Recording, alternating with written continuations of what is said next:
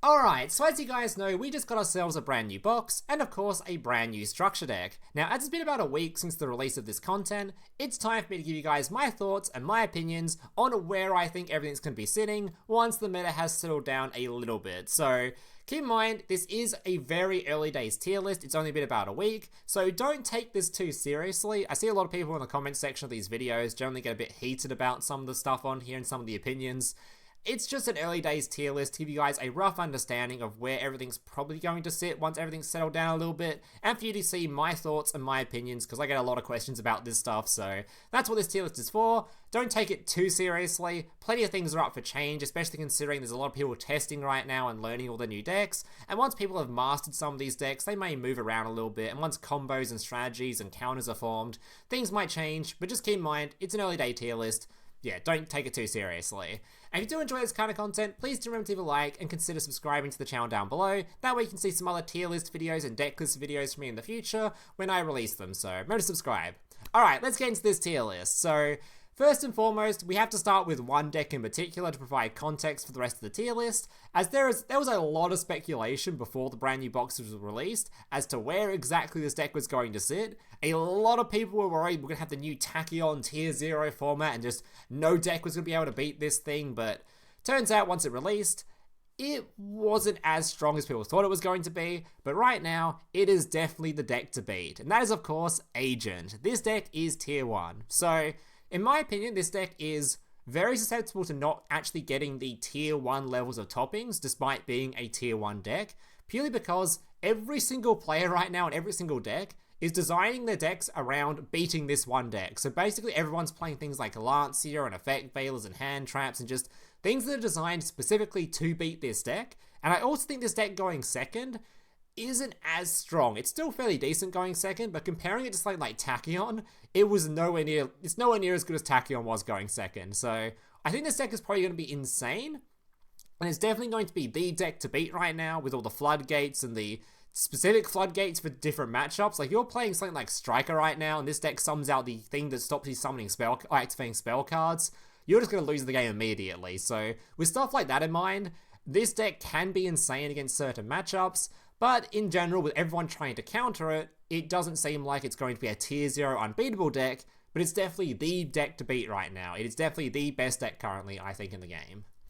Alright, next up we have your Evil Eye. So Evil Eye, the reason I put this on here is I actually saw a ton of people randomly playing this, at least just in the King of Games ladder. I saw plenty of people trying to get Cog with it, and I saw plenty of people actually getting Cog with it. In terms of the actual tournament results though, it didn't have that many, and yeah, I don't think it's that great. I think it's just a playable deck. I don't even know like what advantages it would have over other decks in the current format versus other things. It has like untargetable protection, but I don't think that's like an insane thing right now in particular, so I'm going to put it in just playable. Performage. So this deck is probably tier 3. I'm not sure if it's going to stay in tier 3 for long, especially considering I don't think it's going second is as strong at the moment, with some of its main sort of things being things like mind control and stuff, which aren't that great versus some of the other decks going around right now. But it still seems like a fairly solid deck, and I still see plenty of people topping with it. And yeah, I don't think it's that much weaker than it was before the new box was released, so it's probably just a tier 3-ish sort of a deck right now. It's also a very fun deck, so. Alright, moving on, we've got Sunavalon. Sunavalon.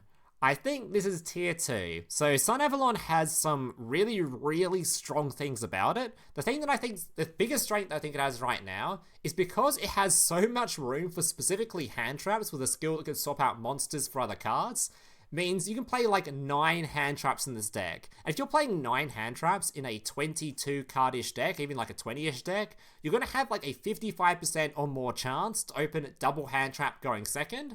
And if you're opening 2 hand traps versus a deck list like Agent, you're actually probably favored to beat it. A 55% chance to open 2 hand traps, like a double Amorna and a Veiler, or 2 Veilers, or a Veiler and a Lancia. If you open any combination of those versus Agent, you're probably just going to beat it. If Agent's the most popular deck, and you have a favored matchup going second versus it, that's probably really good. And I don't think you have like an unfavored matchup going first either. It's probably better going first. So I think with that being said, I think it's probably tier 2, because it can compete with the best deck currently. but it does have a few downsides. The main one being that because you're playing so many hand traps, if you come across a deck list like something that doesn't care about hand traps as much, like maybe Blue Eyes, for example, or some other deck that just doesn't care about hand traps, that's a lot of dead cards in your hand that could have been something better, or some other stronger tech cards. You can swap out those cards for other things in your deck and whatnot, but in general, if you're playing a lot of dead cards, it does make things a little bit harder to play. But because it's the best deck, probably into the strongest matchup right now, or the strongest deck right now, I think it's probably a tier 2 deck. May even be a, yeah, I think it's probably sitting around here. Blue Eyes.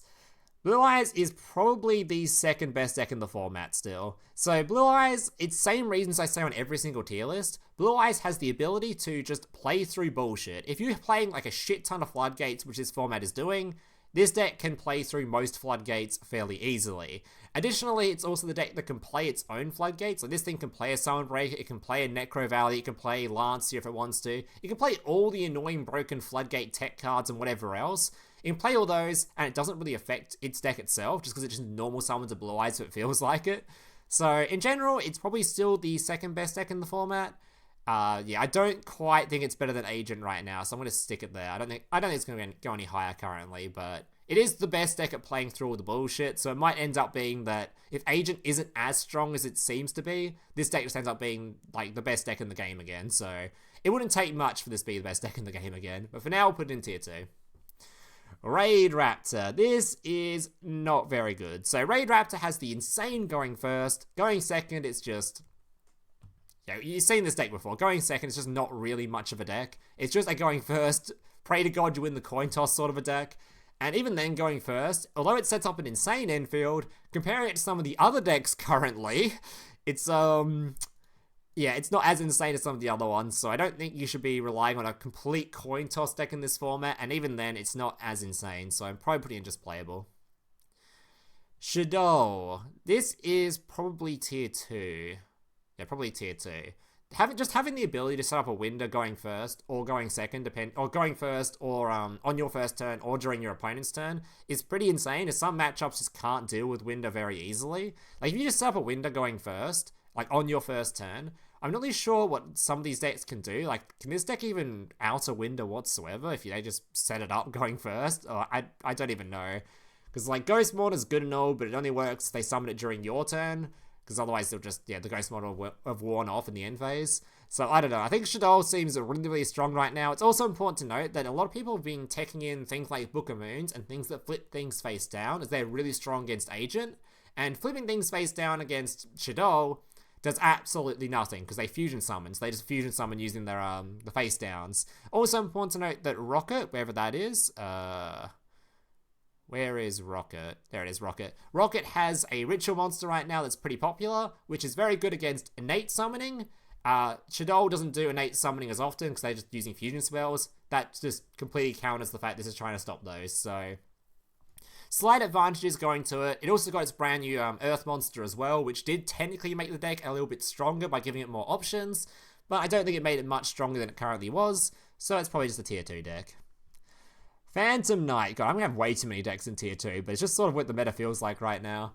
Phantom Knight is also another deck that's really contending to be one of the best decks in the format, which was very surprising to me, is the amount of people playing things like Lancia right now is insane. Like, so many people are playing Lancia right now, and the fact this deck has been holding on pretty well is, like, insane to me. I thought this deck would just fall off a complete cliff. I thought nobody would be playing this, but it seems like people are still willing to play it, despite just how much worse it is, like, Lancias and stuff. I guess just setting up your Floodgate dude versus Agent does sort of stop them pretty hard. It's really hard for them to deal with that. I don't know, it's probably just a tier 2 deck, but my god, it's like the fact this deck can still play with the amount of decks playing Lancia, and this is the deck that probably loses the hardest to Lancia, it's insane, so it's probably just a tier 2 deck. I wouldn't be surprised though if it falls off to tier 3-ish after the meta settles down a bit more and people start really teching Lancia, although I think most people are still playing it, I don't know. We'll put it in tier 2 for now though. Rokket, okay, Rokket. Rokket is... God, I want to put Rokket in tier 2 so bad. So the thing about Rokket right now is it is the deck right now that is getting tested the most and finding so much new shit for it as the days go on. So Even though I uploaded a video yesterday showing off some cool Levianeer stuff you can do with this deck list to make it look really strong, even since then, it's already gotten better than that video. And I was thinking about doing a separate upload for another Rokket variation, purely because it can now do boards like this, for example. Using this stupid, whatever this card's name, your Iblee. So the cool thing about Iblee is, if you give it to your opponent, it makes it so that your skill can now proc, so you can give your, you put your Link 2 straight on the field on your first turn, just from your skill, just slam it on the field, which makes going to this card fairly easily. There's just some cool ass combos you can do with this, where you just set up this field turn 1, your opponent can only summon to these 2 zones, they're locked into only summoning Link monsters, you've got your negate here, just a really disgusting field in general, and we've got Lancia in hand as well. So this deck is getting stronger by the second, which makes me think that it has the potential to join these boys up here in tier 2. But I think as it sits right this very second, it's a tier 3 deck. But I would not be surprised if this ends up here. And I want to put it up in here just for hope-wise. I want people to play this deck because I think it has a huge potential to be a higher tier deck. I'm going to put it up just because I want people to play this more and experiment more. I'm going to get people excited for it by just putting it in tier 2. I want people to play this deck. It's looking really good. Alright, now we're getting into some of the not so good decks. We've got your TG. Yeah, they fell off. So TG has a couple of issues with it. The first issue was going first. It was never exactly the most insane going first field. It could set up like 2 lots of disruptions, maybe a floodgate-ish in Herald. It was never really that good going first. Its main advantage was going second and being able to break through fields fairly easily.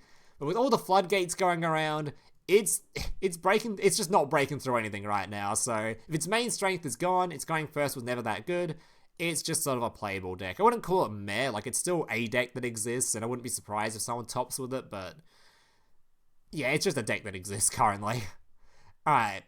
Zombies. This deck is extremely similar to TG, but it's definitely stronger than TG, so I don't want to put it in the exact same tier, but all those problems I just listed basically apply to it. Its going first was never really that insane. It can technically do a lot better than TG if it opens that one spell card that brings back their Mizukis, but it also sucks into Lancia, which is a very common card right now, so I'm going to put it in tier in Rogue just because I do think it's still a contender. Like, I wouldn't be surprised if this topped a tournament at all, but it's not tier 3 currently. I think it's just a Rogue deck. It's something that some people will still play because they enjoy it, but I don't think if you're seriously trying to win events, it's not something to consider anymore. Alright, Infinoble. Yeah, about that. So, Infinoble, it could be a good deck, but when I see nobody's playing it on the ladder, nobody's playing it at events, in my Discord, I haven't seen like anybody playing it whatsoever. I see literally nobody touching this deck, playing this deck, or doing anything with it. If that's the case, I can't put it anywhere but despair, because it probably means it's not playable enough to be played. From what I've seen from like the pre-box testing a little bit on day 1, it seems like the combos people are coming up with are like 2.5, 3-ish card combos for just a pop 1 and maybe a dude that can't be destroyed or can't be targeted or something. It's like, yeah, I think the thing is, what this deck sets up is basically what Evil Eye sets up, but Evil Eye does it with a singular card. Like, that's pretty bad. I think it's probably just despair tier. I don't like this deck at all. Though this deck does appear quite a bit in the Agent deck right now, which is kind of funny. So best way to play this deck right now, if you're interested in playing it, is just to play Agent. So there you go. Alright, next up we have a Rogue deck. We have your Altergeist. So Altergeist is probably the best trap deck in the game currently, and the reason I think Altergeist might still have a little bit of contention to be nearly a top tier deck is most of the back row hate is gone, because there's no other, like if you look at this format, there's no back row decks currently. No one's playing that much back row. I guess Blue Eyes is still playing Crackdown, but that's probably the only real back row card being played. No one else is playing back row, so if that's the case, if there's no back row hate, that makes a trap deck a lot stronger. So I think that does give it some contention, but I do think against all these other fields, it's especially if this thing has to go second, it's going to struggle a lot more versus some of this.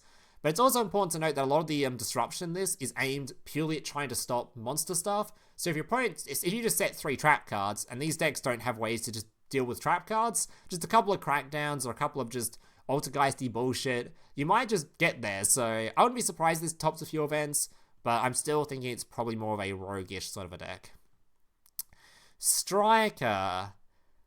So Striker is interesting. So currently, I'm not even sure I want to put it in Rogue. Striker is... Okay, so the thing is with Striker is a lot of people have actually just figured out that Striker really isn't that insane going second. Because originally people saw Striker going second, they were like, holy shit, this deck is just... It's unbeatable if they go second. You can't set up anything versus it.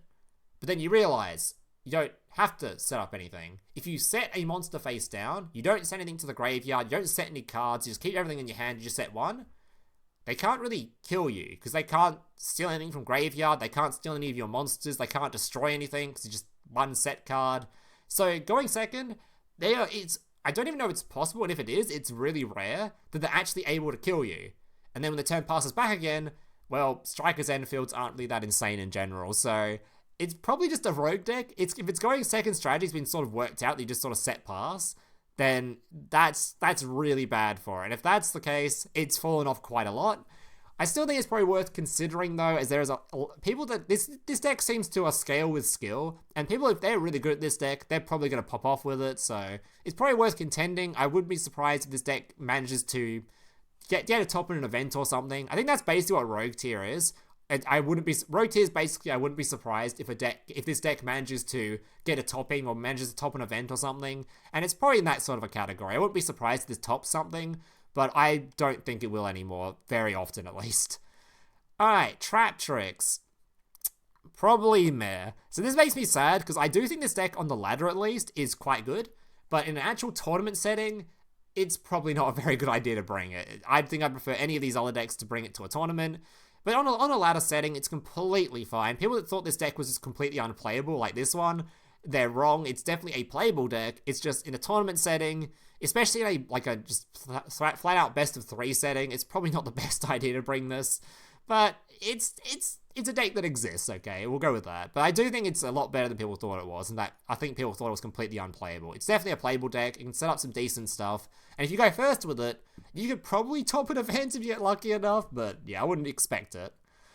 Alright, Shiranui, that's tier 3. Okay, so I personally think Shiranui, in terms of its actual power level, is only a rogue deck, but people are so hell-bent on bringing this to events still that it's always topping. And if it's always topping, I've got to give it tier 3. But I do think it's more of a rogue level sort of a power. Like, I don't actually think it's stronger than the decks in here, but if people are so hell-bent on bringing this that it's still getting toppings currently, I have to put it in tier 3. I don't think it's even stronger, like, it's gotten weaker in this format because everyone's playing Lancia now, and it sucks into Lancia. But people just love this deck so much, they're still bringing it. And if that's the case, I'll just put it in tier 3 just to satisfy those people. But I don't actually think it's that good. But if everyone's still playing it and still getting toppings, we'll toss it in tier 3. Alright, Galaxy Eyes. This deck is probably just playable. It did sneak into tier 3 a while back, but that was a while back. The format has just gotten way stronger. It has been power crept to oblivion. I wouldn't play it over anything else in here. Yeah, it's just gonna sit playable. It's probably about as strong as the decks in here. Yeah, I don't think I'll put it any higher. And finally, we've got the brand new structure deck, your Darkfluid Cyberse. So this deck is really quite interesting in that it has the potential to set up fields like the Honeybot with the Synchro Monster with the, What Kid, whatever his name is, Lock, where a lot of decks actually just cannot beat that. It has the potential to set up the Honeybot with Darkfluid and Firewall, which is also insane. And going second has that insanely explosive turn where if you have the spell cards, the DDRs, you just summon out a whole bunch of stuff. It has a lot of potential to be an insane deck, but I think it falls into the exact same category, almost identically, to the zombie deck. It's almost identical, like how similar these guys are. Both of them, going first, rely very heavily on opening their one DDR spell card, or their Dimension spell card. This one wants to bring back the cards in the banished pile. This one wants to special summon the cards in the banished pile. And if both of them don't open that spell card, they feel significantly worse. And your Enfield's turn going first are like Darkfluid plus a Honeybot, which is... It's an Enfield, but it's not exactly that great. So... And going second, both of them like have these insane, explosive combo fields. But if your opponent activates a floodgate, you know, like, what are you going to do? So they're very, very similar. I would say they're almost identical in power level and strengths and weaknesses. So I put them in the exact same tier. I don't think either of them is really stronger than the other one. And I think that's it for my tier list. So I think I've got maybe too many things in tier 2. Maybe Rokket should realistically be down a tier, but I want people to build this deck. I have hopes. I'm putting it in tier 2 just to get people to build it. Alright guys, that's going to do it for my tier list. Do you guys agree? Do you guys disagree? Is there any decks on here that I missed that you want me to rate? Leave all those thoughts and opinions down below in the comments. And if you leave any deck lists down there or art types you want me to rate, I might give you my opinions and thoughts. Hope you guys enjoyed. If you did, leave a like, subscribe, all that kind of stuff. Thank you guys for watching. Hope you see you in the next one. Laters.